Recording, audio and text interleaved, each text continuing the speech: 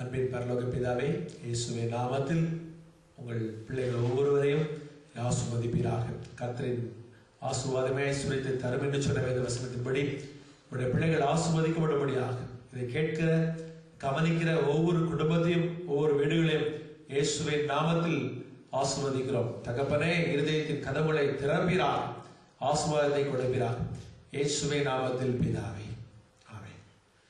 பிரியமானவர்களே, இந்த நாளிலே உங்கள் மத்தியிலே நான் கிறிஸ்துவின் பரிபூர்ணத்தை பற்றி நாம் தியானிக்க போகின்றோம்.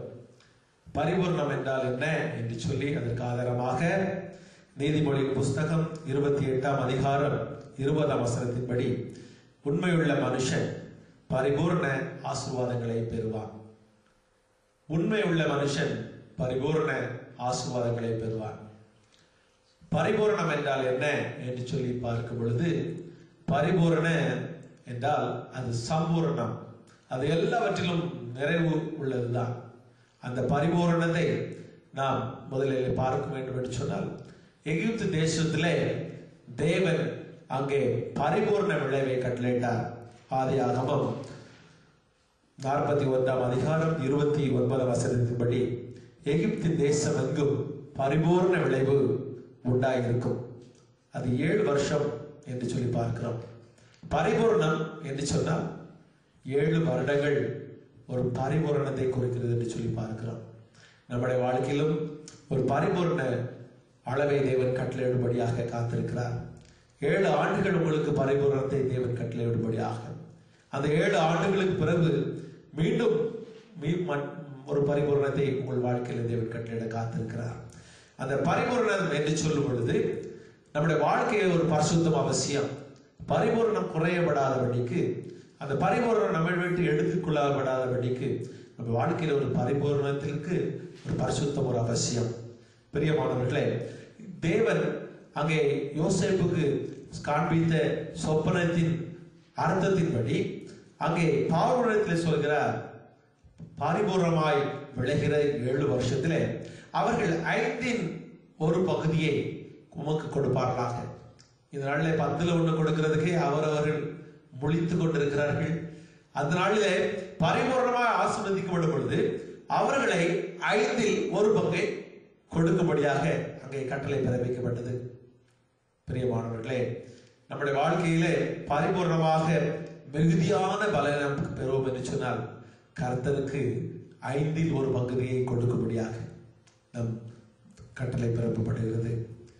அதாவது 10ல் 1 சம்பூர்ணமாய் கொடுத்தார்கள் என்று சொல்லி வேதம் சொல்கிறது. 10ல் 1 ஒவ்வொருவரும் தசம பாகத்தை பரிபூர்ணமாய் கொடுத்தார்களாம்.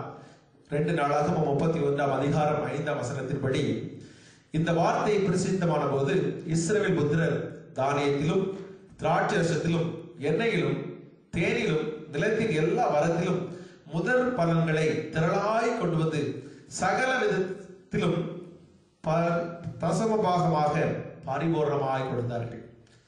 பரிபூர்ணமாய் கொடுக்கிற ஒவ்வொரு மனுஷனுடைய வாழ்க்கையிலும் அவன் பரிபூர்ண ஆசீர்வாதங்களை பெறுவான். ஆம் பிரியமானவர்களே, ஏன் இந்த பரிபூர்ணமாய் நாம் தாராளமாய் கொடுக்க வேண்டும்? நமக்கு பரிபூர்ண நன்மை உண்டாகும்படியாக. நமக்கு பரிபூர்ண நன்மை என்று சொன்னால் உன்னுடைய கர்ப்பத்தின் கனி, உன்னுடைய மிருக ஜீவன் பலன், உன் நிலத்தினுடைய கனி எல்லாம் உனக்கு பூரண நன்மை உண்டாகும்படியாக தேவன் கட்டளையிடுவார். உபாகமம் 28ஆம் அதிகாரம் 11ஆம் வசனத்தின்படி தேவன் உனக்கு நன்மை உண்டாகும்படியாக, பரிபூர்ண நன்மை உண்டாகும்படியாக கட்டளையிடும்படியாக காத்திருக்கிறார். ஒரு உண்மையுள்ள மனுஷன் பரிபூர்ண ஆனந்தத்தையும் பெறுவானாம்.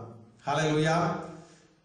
சங்கீதம் 16ஆம் அதிகாரம் 11ஆம் வசனத்தின்படி ஜீவ மார்க்கத்தை எனக்கு தெளிவுபடுத்துவேன், உம்முடைய சமூகத்தில் பரிபூர்ண ஆனந்தமும் உம்முடைய வலது பார்சத்தில் நித்திய பேரின்பம் உண்டு. பரிபூர்ணம் ஆனந்தம் என்று சொன்னால் ஆனந்தத்தை பெற்றுக்கொண்டவர்கள் மாத்திரம்தான் பரிபூர்ண ஆனந்தத்தை குறித்து பேச முடியும். என்ன ஆனந்தம்? நம்முடைய வாழ்க்கையிலே மிக சந்தோஷமான காரியம். ஒருவருக்கு திருமண நாள் மிகுந்த சந்தோஷமா இருக்கலாம். ஒருவருக்கு பிள்ளை பிறந்த பொழுது ஆண் குழந்தை என்று சொன்னால் மிகுந்த சந்தோஷமா இருந்திருக்கலாம். ஒருவருக்கு தன்னுடைய வீட்டில் உள்ள ஆஸ்திகள் எல்லாம் விருத்தி அடையும் பொழுது மிகுந்த சந்தோஷமா இருக்கலாம். பேரின்பம்